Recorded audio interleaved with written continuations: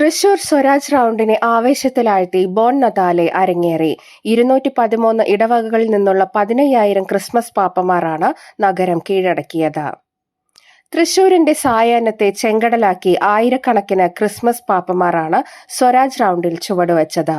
213 ഇടവകകളിൽ നിന്നുള്ള 15,000-ഓളം പാപ്പമാർ അണിനിരന്ന് ബോൺ നദാലെ കേന്ദ്രമന്ത്രി ഗജേന്ദ്ര സിംഗ് ഷെഖാവത്ത് ഉദ്ഘാടനം ചെയ്തു. സെന്റ് തോമസ് കോളേജ് പാലോക്കാരൻ സ്ക്വയറിൽ നിന്ന് ആരംഭിച്ച റാലിയിൽ കുഞ്ഞുകുട്ടികൾ മുതൽ പ്രായമായവർ വരെ പാപ്പമാരായി. ബിഷപ്പ് മാർ ആൻ താഴത്ത്, മന്ത്രി കെ രാജൻ, വിവിധ ജനപ്രതിനിധികൾ ഉൾപ്പെടെയുള്ളവർ റാലിക്ക് നേതൃത്വം നൽകി. ആർട്ടിഫിഷ്യൽ ഇന്റലിജൻസ് സാധ്യത പ്രയോജനപ്പെടുത്തി നിർമ്മിച്ച ചലിക്കുന്ന 4 ഫ്ലോട്ടുകൾ ഉൾപ്പെടെ 15 ഫ്ലോട്ടുകൾ റാലിയിൽ അണിനിരുന്നത്. ബോൺ നദാലെ കാണുവാനും പങ്കെടുക്കാനും ആയിരങ്ങളാണ് തൃശൂരിൽ എത്തിയത്.